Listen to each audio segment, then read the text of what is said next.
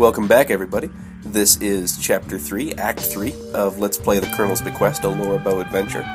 If you should feel a sudden burning sensation in your ears during this session, please don't panic, because that is simply our guest commentator, who I'm incredibly delighted to have with us, Burning Sensation. So we had just seen Wilbur reading at the end of the last act, and of all the characters, I guess Celie is kind of nice, and then Wilbur is, other than that, I mean, likes anyone at all, really. But Wilbur's the only one who literally does not say anything negative to you. I guess, of course, you can't do the lechery. Yeah, there's maybe a motive behind that. So. Yeah, well. Okay, so let's head back in. I had one more thing. Looks like something has gone wrong again in the 3 seconds that we were out of the room. We can see that there's been signs of, I guess a struggle. At least Laura sort of astutely notices that the chair seems to have been knocked askew. We can see at least two things on the ground there, sort of a long silvery thing, and some pink stuff. Of course, Laura is unable to notice that if we just look at it. So let's just go ahead and, stop pretending we know that it's feathers. And I think, so we can see that there have been feathers on the floor, which might have come from either a pillow or a feather boa. I can't think what kind of pillow would actually have pink feathers, small pink feathers in it. But, I guess they wanted to at least give you two ideas. And there's a poker, which is probably a bad sign. I can't think why it would be here. But, the chair's not over. There's any signs of a struggle, so I mean... something bad has happened, we can assume. And this is interesting because, in both cases, we don't exactly know what happened to Wilbur yet, but if you remember, Gertie disappeared right after we saw her, and she had what might have been an accident. People can fall out of windows. Let's see what Wilbur... Yeah, and the table was knocked over there, so that potentially could be signs of a struggle. And then we have the chair here, so... Yeah. Looked like Wilbur was reading about horses right before whatever happened. So he's still very dedicated. I don't know if Sonny Boy is supposed to be the one that they bought. If you're looking at the back there, we've seen the silhouette go by 2 times in this one scene. So. Yeah. I think you might get an idea of who it might be a little later on, but it's never really clear. Yeah. So, we have also, we will not deign to pick up the feathers, because unlike a fireplace poker that we found on the floor, we can think of no reason why we should carry around those.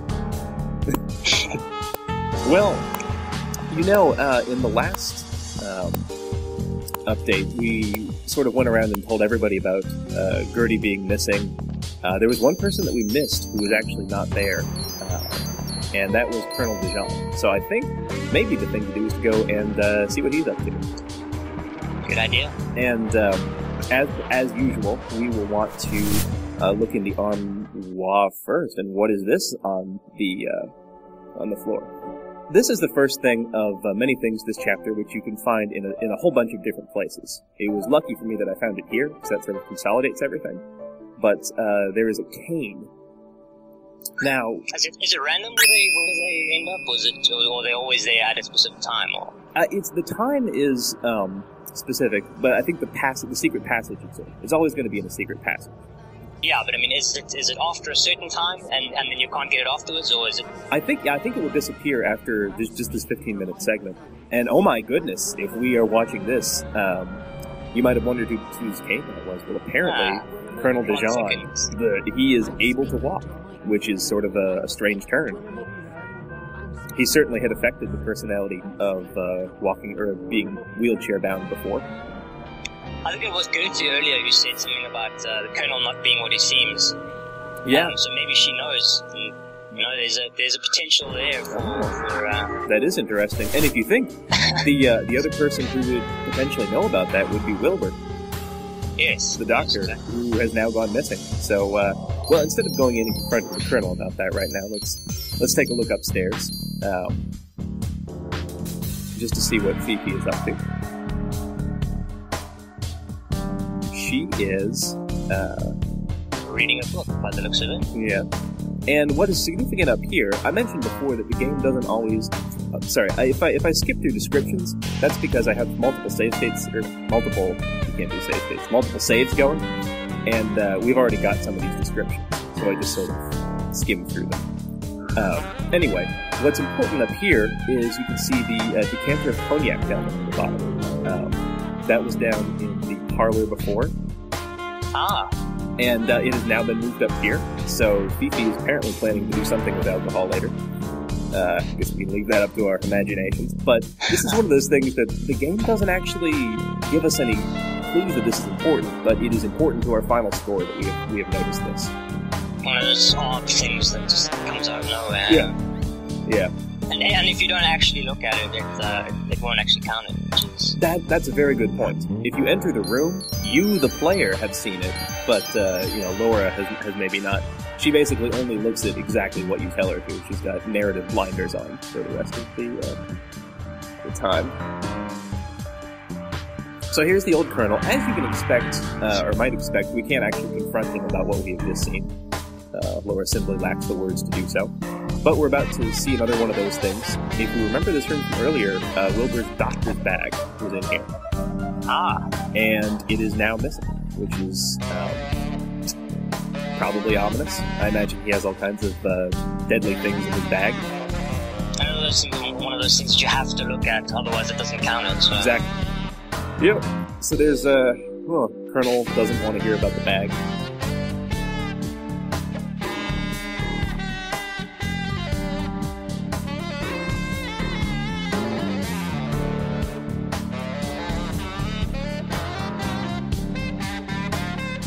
Out of curiosity, one of the things that I never did, Burning Sensation was actually the one who taught me about asking people about two things. Asking them about two people at the same time. Of course, Colonel Dijon is just cantankerous as usual. But I had never told him about, I hadn't told him about Gertie because he had been missing. And, nobody cares. I think this is a good point. To bring up something I've always wondered. Well, not always. I mean, it's like I'm staying up late at night wondering about this game. No, but I wonder why nobody reacts to what Laura tells them with regards to bodies piling up. Because, I mean, one of several things is happening here. Either A, people are legitimately getting killed. B, Laura is in that case and is seeing things. Or C, Laura is actually actively lying to people and telling them their family members are being murdered. All of which, in my humble opinion, are cause for at least some alarm. But, nobody seems to give a fuck, which is... It's almost like they think she's adorable for coming up with these stories like, and then you have to wonder just how exactly she's breaking the news to them, since given some of the, you're just seeing things or your mind is playing tricks on your comments, it kind of makes it seem like she's strolling in going, hey, what's up, guys? Oh, by the way, I found Gertie dead outside. Anyway, it's a scramble. Yeah.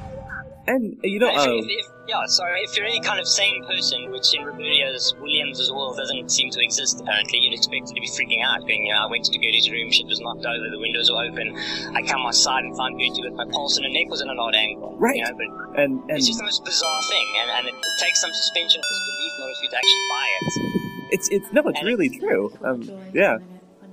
I think we noticed earlier one time, if you tell Gloria, I think this is actually posted in the thread. If you tell Gloria about Gertie and Clarence, who just had a big fight, and Gertie actually stormed off, Gloria will say, "Oh, were they fighting?" And Laura's like, "Oh, no, I don't think so." Just sort of very meekly. So, maybe she folds under pressure. I mean, of course they were fighting. You just saw them fighting. So maybe she's like, "I think I saw Gertie dead," and they're like, "Really?" And she's like, "No, I guess not." No, but I mean, it kind of takes you out of experience and makes you realize, yes, I am playing a game set up as a play, which is literally just waiting for me to do X so that Y will happen, so the story can progress, which is a little jarring. It's true. So I think it's one of the game's major flaws, along with the fact that you can't do anything that developers didn't think of or simply didn't care about, which you maybe demonstrated in your last video. I mean, you can look at ask, tell, pick up, give, use, and so on. Very simple stuff, which I really think they could have done more with. Yeah. Let's just take a quiet minute there to appreciate Rudy's upraised fist at Clarence, and Clarence just steely staring off into the distance as Rudy sort of motors on elsewhere. We know that the two of them don't care for each other. Well, anyway, here's a decision point. We've got things going on inside and outside, just like before, side quest and main quest. So take your pick, and we'll see after the break. Yeah. All right, so it looks like we have chosen to go outside for this first bit. We have had enough of Laura not telling people anything that is helpful about the murders, and we are also maybe a little curious about where some people have gone, where Wilbur is. So let's go ahead and see what we can see around the mansion grounds. I'm sort of taking a different path than I normally would, going outside as opposed to inside. But I think the first thing that we want to do in this situation is go talk to the one person that we have actually befriended, who is Celie. Interestingly, the game does keep track of people that you befriend, and Lillian does not count, even though she's supposedly been your friend for a long time. I wonder how good of a friendship that was. It's actually very rare that you get an opportunity to talk to Lillian. Yeah. Which is, as you say, as her friend, it's quite bizarre. Well, Celie is not here, and so we, there not being many other places that she could be, I think we have to go and check her shack, where she was living earlier. Yeah, Lillian being your friend, I'll bring this up later in the update, brings up an interesting point, because you'd think you'd have some kind of camaraderie with her, or something. Hold on, I'm talking to kittens. Hey, gamer. Okay, This isn't now. They also, if you try to, I think, use the bathroom, it'll say, what do you think this is, Leisure Suit Larry, or something like that. So, yeah. Nah, it definitely says that, yeah. They have a couple shout-outs. Anyway, Celie is glad to see us and invites us in. This point is where it is good that we gave Celie the necklace from before, because Celie will invite us in and talk to us. I think, as you'll see in the opinions later, she has transformed from someone with no opinions to just a real fountain of information. Well, I mean, this is Celie in her old father, you know. She's the maid before, and she has a job to do, and she doesn't want to, make opinions about anyone. So, I mean, now that you're here as her friend, it makes sense. So, she should actually talk. I mean, before she was very tight-lipped about everything. But what would happen if we had not magically known to look for Beauregard in Beauregard's house for the necklace? What would have happened if we never returned that? Well, Celie would not be as friendly at all. She would take longer to get to the door for some reason. And the thing about it, the interesting thing is that you wouldn't know that something was off, because this is how Celie acts earlier in the game. So I mean, it seems like this is just Celie being Celie. Yeah, you just think, well, I guess I can't really talk to her. That's that. But that's that. Yeah. There is no mention of the necklace anywhere, I should say, in the game. I mean, I don't think you can get Celie to talk about her missing necklace ever, and no one ever brings it up. So, I will have a lot of conversations with Celie in the thread, but again, I won't put you through me asking her about everybody. But we do actually need to leave and come back in, and that does one thing different. I don't know if this is a hard requirement, or if it was just something that never worked for me, but there is one item in Celie's shack that is just absolutely necessary, and I was never able to get to it when she was sitting down. I had to have her up cooking her boiling pot. I managed to do it. Okay. Then, I guess it's just easier than to get it this way. It is the carrot. Yeah. This is the second food item we have stolen from the staff at Misty Acres here. No. Well, it does say she gives permission, so I mean, Yeah, I mean, you get permission and everything, but I don't know. I just crackers. Yeah, people wander into your home and just take your food. It's I guess she's the cook. Sense. So interestingly, they describe the carrot as juicy. And that's not a word I usually describe to carrots in general. In fact, I would think that would have to be like a very rotten carrot or something for it to be juicy. So, anyway, that is enough with Celie. We are her friend, and we are better for it. I think we're going to head over to this part of the island now for reasons unknown to everyone except for the LPer and possibly Laura. Now, if we remember, the other part of the note that we found written to Sarah Crouton said that the bell will toll one final time. Oop, time out though. It is Drunk Ethel time, which is always my favorite time. Jeeves was wondering... Yeah. She has her own theme, and it's great. We've had that description before. But,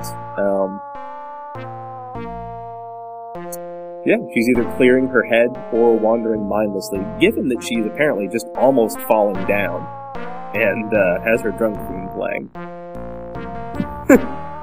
As far as I understand this part, you can follow her, and she sort of does circles and stuff, but it doesn't actually do anything. Absolutely. As far as I'm aware. Yeah. Which in any other adventure game at the time would have been significant. You know, if you saw someone wandering somewhere, you could follow them. You'd know it would eventually lead to something, and you get points and whatnot. But with this game, it's like just a red herring that doesn't do anything, doesn't mean anything, and it's kind of annoying. Yeah. And there's Ethel specifically walks in such a way that at the end of the loop that she does, it looks like she might go one way or the other. You're not entirely sure, so you end up feeling like you've missed which direction she's gone in, and then you feel like you have to do it all over again.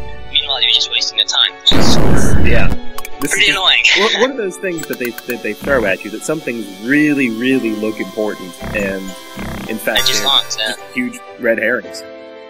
Anyway, we have the bell. It was rusty, and we are going to stand here and try to ring it one final time.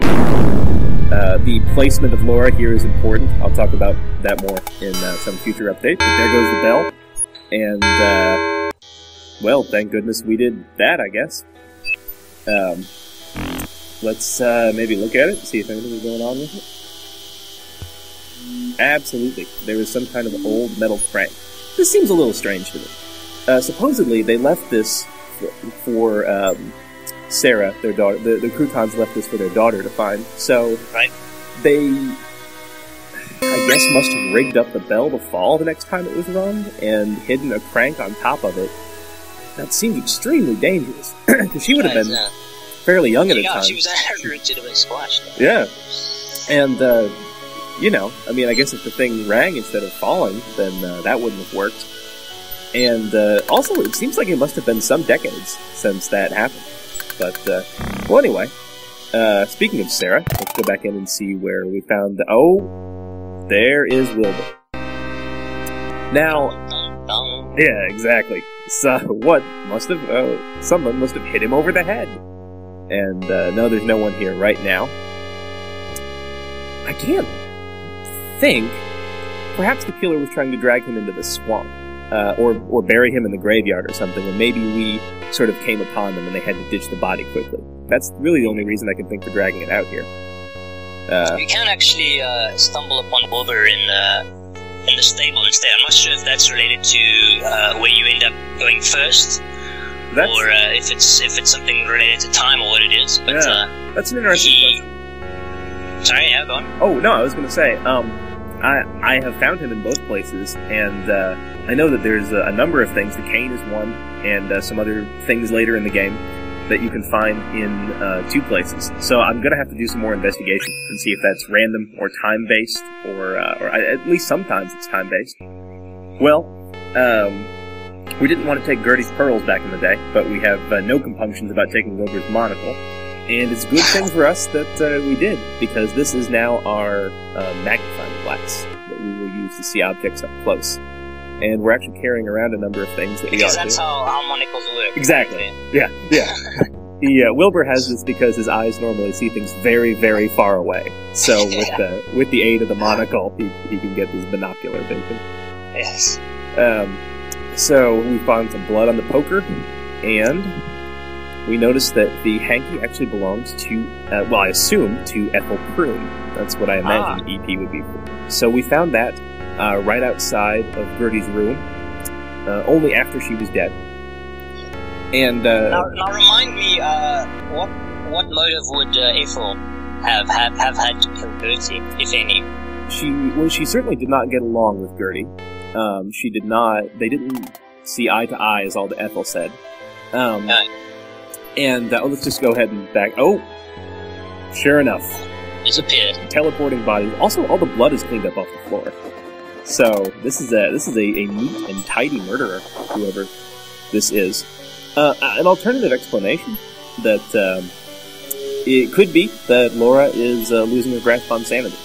This is increasingly less likely because we have the monocle now. Hey, didn't you sit on that chair earlier and break it? I did. And tisk. I will have to break this off camera. No, you are you are breaking the suspension of disbelief of my viewers.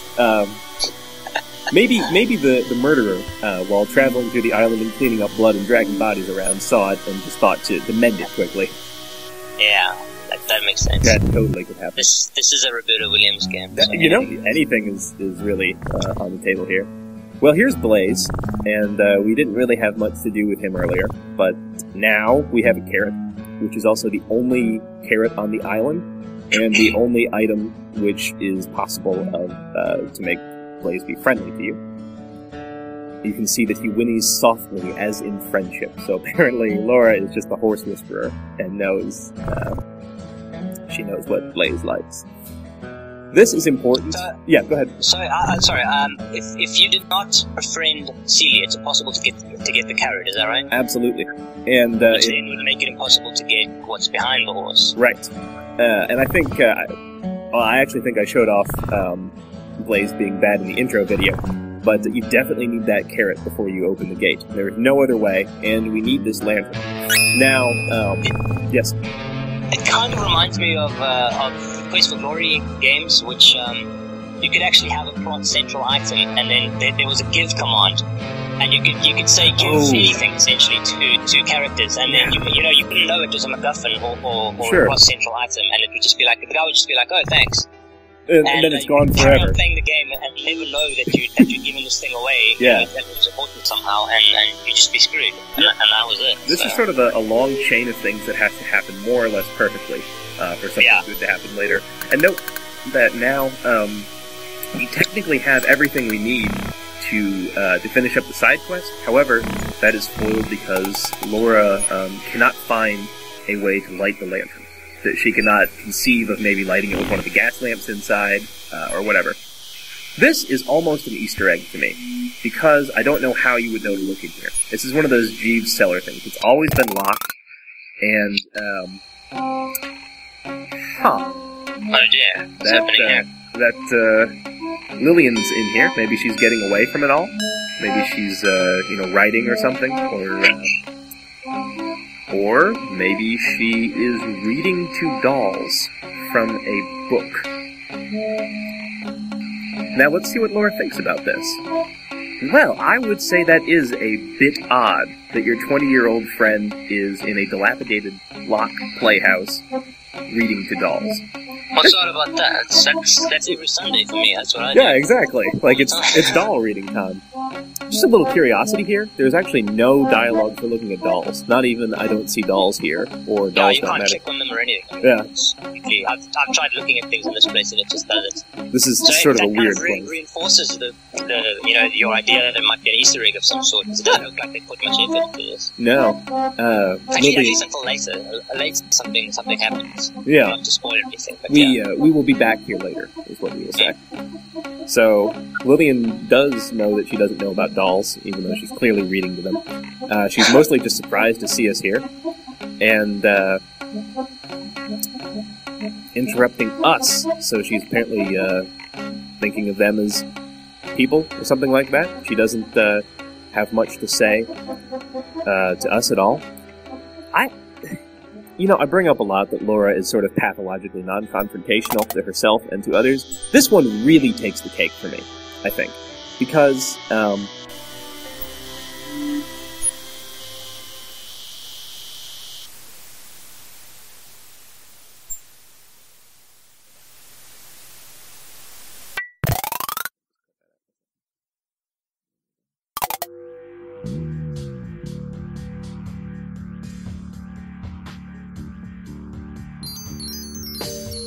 let's just say, for the sake of curiosity, that, that you believe that none of the bodies were real, or it was the swamp playing tricks on you or something. You would at least tell somebody that your 20-year-old friend was reading to dolls in a playhouse outside. That's unbelievable to me that you wouldn't confront her or anybody else about it. Anyway. There isn't even the opportunity for you to actually tell anyone. If you say, tell about Lillian, it doesn't acknowledge the fact that she's in there reading to dolls. It's just sort of this general, what's she been up to now? And you're like, exactly. Nothing. I have no idea. Anyway. So here's Rudy, again accosting Fifi. He apparently has gone after her and gone to her room. He is getting creepier as the night goes on. And Fifi is apparently just tired out by that. and having gone to bed. I think we can assume that the glasses that she's placed up here were not for Rudy, so we at least know that she has no interest in him. That's just pretty much it for that scene. Just sort of, it can sometimes be hard to have much sympathy, I think, for Phoebe, because she knows what she's doing in a lot of the conversations. But she certainly didn't ask for Rudy, or for him to, be aggressive like he is. Yeah. So going back to talk to the Colonel, we may notice he is gone, and so is the elevator. This part is frustrating for two reasons for me. I have actually noticed that the elevator was downstairs, so I went downstairs, and then the elevator was upstairs, so I went upstairs, and then the elevator was downstairs, and that's happened 3 or 4 times before I was able to get a hold of the thing. Well, I mean, in the span of as you said, 3 seconds, a body can be cleared away, so I mean, it's not unusual at this point. They could be remodeling the upstairs of the house, I suppose, in the time it takes it to go down. This next part here, I actually left in just to give you guys a little peek into how specific these text parsers can be. There is a panel in the elevator, which we have the key for, and we need to unlock it to get to a new place. So I had a lot of trouble with this myself when I was playing it. It says you don't. I was testing, to help you out, and I had such a hard time trying to get this thing to go. It says we don't have the right key. We absolutely do. I promise that the brass key is the key for this, and it's just it cannot fathom what I want to do with this key. So I thought, okay, maybe I'll go up. Maybe for whatever reason, that figure in the background there again. That's probably just be a given. I probably won't point that out in the future. I feel like whoever that is just pacing back and front there.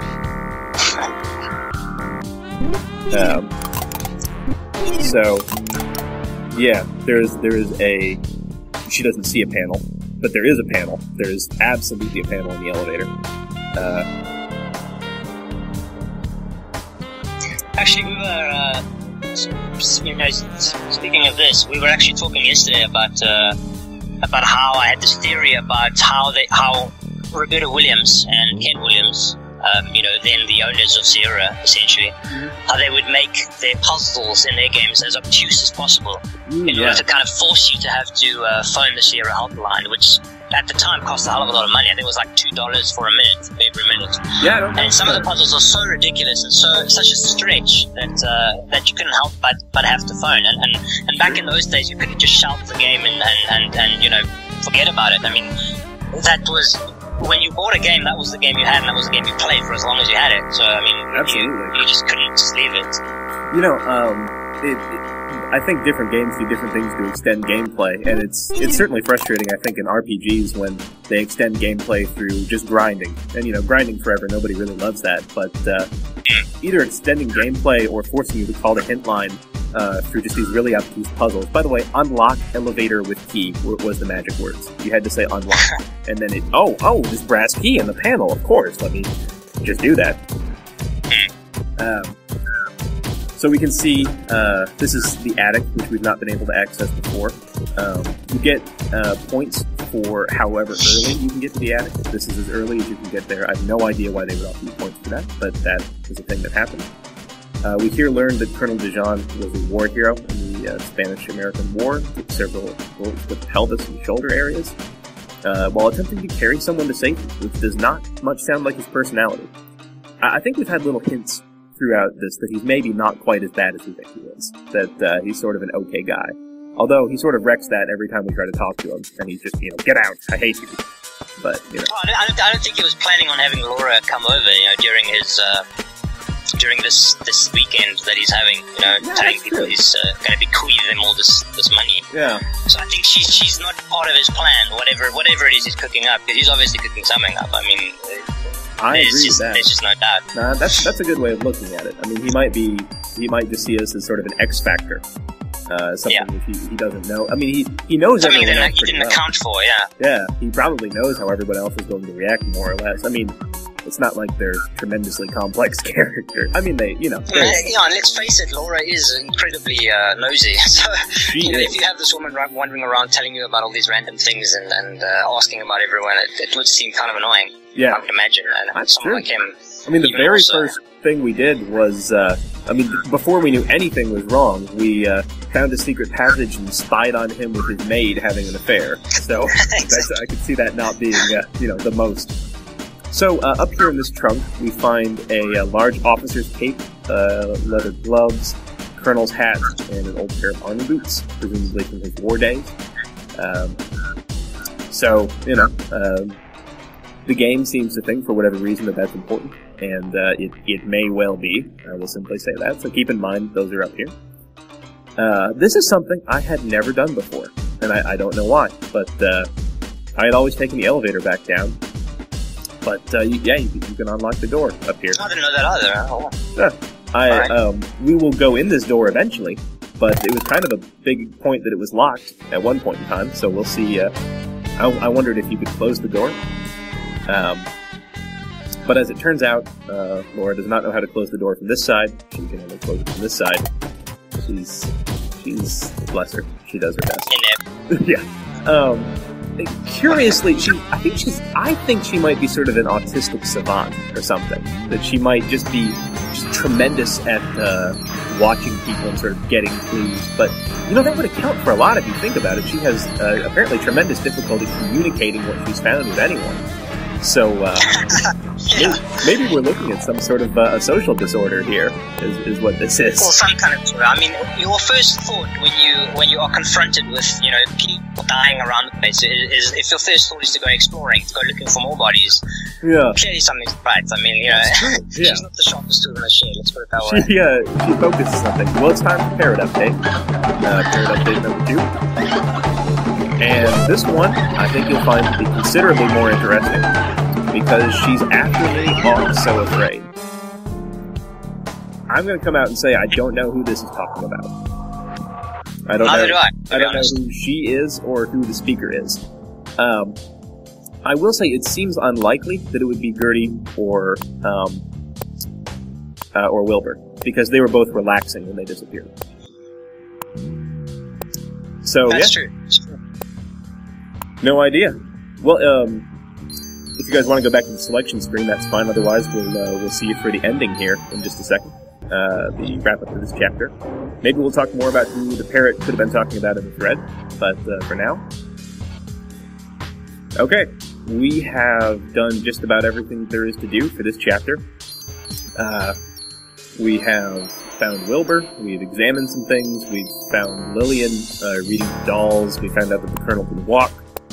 So we have really just a tremendous amount of knowledge about the inner workings of this household. We can do, of course, nothing with them. But, hey, let's just head into the billiards room, see what's going on. Another one of these earth-shaking revelations, and yes, Gloria is listening to music.